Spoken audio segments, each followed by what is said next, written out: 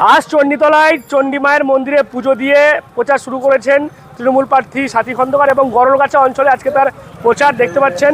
একেবারে বিভিন্ন অঞ্চল ঘুরে বেড়াচ্ছেন সাথী খন্দকার। সেখানে একদিকে যেমন দেখা যাচ্ছে এই চণ্ডীতলার যারা প্রথম সারির তৃণমূল নেতা, সেখানে দেখা যাচ্ছে সুরজিৎ মণ্ডল থেকে শুরু করে অনাথ ঘোষরা আজকে সামিল হয়েছে সেই যে প্রচার অভিযান ভোট প্রচারে।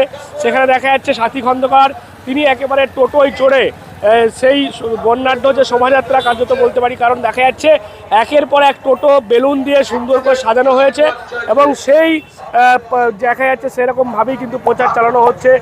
দল আমার প্রতি আস্থা ভরসা রেখেছে বলেই আমাকে এই বিধানসভায় আবার টিকিট আমায় দিয়েছে। কেননা আমি চাই যে আমি আবার জিতে এসে মানুষের যেন সেবা করতে পারি। গতবারের বিধানসভা নির্বাচনে আপনি এই জেলার মধ্যে সবচেয়ে বেশি ব্যবধানে জিতেছিলেন, কি বলবেন? এবারে কি আশা করছি? এবারে আশা করছি, আগে আমি 42,000 ভোটে জিতেছিলাম। এবারে আমি চিন্তা ভাবনা করছি যে আমার চণ্ডীতলার মানুষ যেভাবে তারা ভালোবাসা পরিশ্রম করছে, এটা 60-62তে হবে। লড়াইটা কতটা টাফ হবে? লড়াই কিছু টাফ হবে না।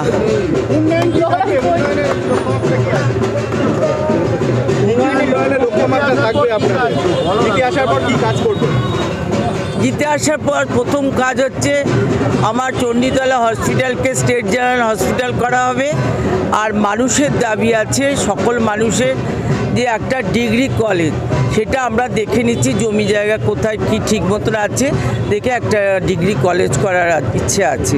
আপনার বিরোধী প্রার্থী অভিযোগ করছেন যে চণ্ডীতলার মানুষ ন্যূনতম চিকিৎসাটুকু পায় না চণ্ডীতলা হাসপাতাল থেকে।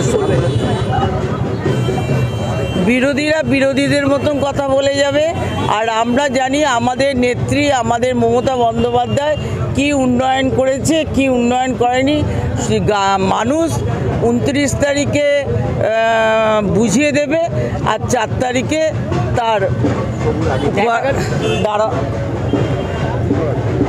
আজকে তো পুজো দিয়ে প্রচার শুরু করলেন, মায়ের কাছে কি চাইলেন? আছে মায়ের কাছে চাইলাম চণ্ডীতলার মানুষ যেন ভালো থাকুক। জয় বাংলা।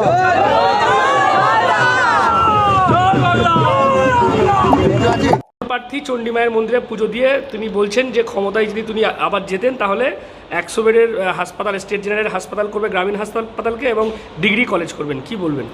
প্রথমত বলি, একটা স্টেট জেনারেল হসপিটালের কি পরিকাঠামো হওয়া উচিত, কী হিসাবে হওয়া উচিত, সে সম্পর্কে ওনার ধারণা। স্টেট জেনারেল হসপিটাল সেটা রাজ্যের কোনো গুরুত্বপূর্ণ জায়গায়, কলকাতা কেন্দ্রিক, নর্থ বেঙ্গল, সাউথ বেঙ্গল, এই সমস্ত জায়গায় হয়। জেলার মেন হাসপাতালকে সদর হাসপাতাল বলা হয়, মহকুমার মেন হাসপাতালকে মহকুমা হাসপাতাল বলা হয়। তা এটা শ্রীরামপুর মহকুমার মধ্যে পড়ে। শ্রীরামপুর মহকুমার মধ্যে একটা উন্নততর হাসপাতাল করা যেতে পারে। উনি বলে দিলেন স্টেট জেনারেল হসপিটাল, তার আইডিয়াই নেই। আর 15 বছর কি উনি নাকের সর্ষের তেল দিয়ে ঘুমোচ্ছিলেন? এখন আমি যেহেতু দাবি তুলেছি যে চণ্ডীতলা হাসপাতালের আধুনিকরণ করতে হবে, তাই এখন তিনি বলছেন স্টেট জেনারেল হসপিটাল করবেন। বলা যায় না আবার কোন দিন না বলে ফেলে সর্বভারতীয় জেনারেল হাসপাতাল করবেন। এটা কোনো মানে নেই। চণ্ডীতলা হাসপাতালের আধুনিকীকরণ তৃণমূল কংগ্রেস করতে ব্যর্থ হয়েছে।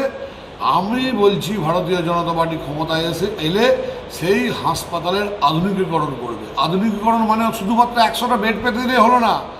আমিও এখন চণ্ডীতলা বাজার থেকে 100টা ক্যাম্প খাট কিনে আর একটা তোষক আর একটা চাদর কিনে চণ্ডীতলায় পেতে দিতে পারি, তাহলে কি হয়ে গেল? তার ইনফ্রাস্ট্রাকচার কোথায়? তার জন্য প্রয়োজনীয় ডাক্তার আনতে হবে, প্রয়োজনীয় অত্যাধুনিক স্বাস্থ্য পরীক্ষার যন্ত্রপাতি আনাতে হবে, আর প্রয়োজনীয় নার্স আনাতে হবে। টোটাল ইনফ্রাস্ট্রাকচার তৈরি করতে হবে, বিভিন্ন বিভাগে স্পেশালিস্ট আনতে হবে। 100টা বেড দিলে হয়ে গেল? সেরকম অনেক নার্সিংহোমে 100টা বেড আছে, তো কী হয়েছে তাতে? আধুনিকীকরণ মানেটা বুঝতে হবে যে চণ্ডীতলা বিধানসভার মানুষ তাদের যে কোনো শারীরিক অসুস্থতার কারণে অন্যত্র যাতে ছুটে বেড়াতে না হয়, চণ্ডীতলা হাসপাতালে গিয়েই যাতে সুচিকিৎসা পায়, তার ব্যবস্থা ভারতীয় জনতা পার্টি করবে, যেটা করতে তৃণমূল কংগ্রেস ব্যর্থ। ডিগ্রি কলেজও করবে বলছেন। এখন উনি অনেক কিছু বলবেন। এতদিন কি ঘুমোচ্ছিলেন নাকি? একটা ইট পুঁতে রাখতে পারতেন তো ডিগ্রি কলেজের। যেমন জ্যোতি বসুর আমলে ওই ইট পোতা হতো, ফুড পার্কে ইট পুঁতেছিল, সেই ফুড পার্ক আর হয়নি। এই তো সিপিএম আর তৃণমূল একই জিনিস, ওই জন্য এখন এক হয়ে গেছে, মিলেমিশে একাকার হয়ে গেছে। বলছে যত ভোট কাটবে বাম তত হারবে রাম, কিন্তু এখন আর বামও ভোট কাটতে পারবে না, আর আমাদের তৃণমূলও কাটতে পারবে না। এবার জিতবে রাম, কেউ আটকাতে পারবে না। সেখানে এই গরলগাছা অঞ্চলের উপপ্রধান মনোজ সিংহ থেকে শুরু করে গরলগাছা অঞ্চলের যারা রয়েছেন তারা রয়েছেন। এছাড়াও দেখা যাচ্ছে শয়ে শয়ে মানুষ, মহিলারা তারাও টোটোতে বসে তারা কিন্তু আসছেন। অনেকে আবার দেখা যাচ্ছে বাইকে করে আসছেন। আর এভাবেই ডানকুনি চণ্ডীতলা বেরিয়ে গোটা চণ্ডীতলা বিধানসভা যারা তৃণমূল প্রার্থী যেতে চাইছেন তৃণমূল প্রার্থী তিনি কিন্তু হাত নাড়ছেন এবং সকলকে শুভেচ্ছা জানাচ্ছেন। এভাবেই দেখা যাচ্ছে আজকের এই যে প্রচার অভিযান, ভোট প্রচার, সেখানে সাথী খন্দকার সামিল হয়েছে। আর এভাবেই দেখা যাচ্ছে চণ্ডীতলা অঞ্চল জুড়েই আজকে তিনি প্রচার করছেন। মূলত এই যে চণ্ডী মন্দির রয়েছে, মা চণ্ডী মন্দির চণ্ডীতলার, যেখান থেকে চণ্ডীতলার নাম সূচনা হয়েছে বলে মনে করা হয়, সেই চণ্ডী মায়ের মন্দিরে পুজো দিয়েই আজকে প্রচার সারছেন সাথী খন্দকার। তিনি মায়ের কাছে, যেমনটা আমরা জানতে পারছি, প্রার্থনা করেছেন যে চতুর্থবারের জন্য যাতে তিনি জয়ী হয়, সেই প্রার্থনা তিনি করেছেন। এবং যারা শুভানন্দী তারাও সেই প্রার্থনাই করেছেন। এবং দেখতে পাচ্ছেন এভাবেই একের পর এক টোটো দেখতে পাচ্ছি আমরা, বেশ কিছু টোটোতে এরকম সুন্দর বেলুন লাগিয়ে কর্মী সমর্থকরা বসে, দেখা যাচ্ছে মহিলারা বিশেষ করে, কারণ এই রোদ্দুর গরম, সেখানে অনেকে হাঁটতে পারছেন না বলে যারা মহিলারা রয়েছেন তারা টোটোতে বসে রয়েছেন।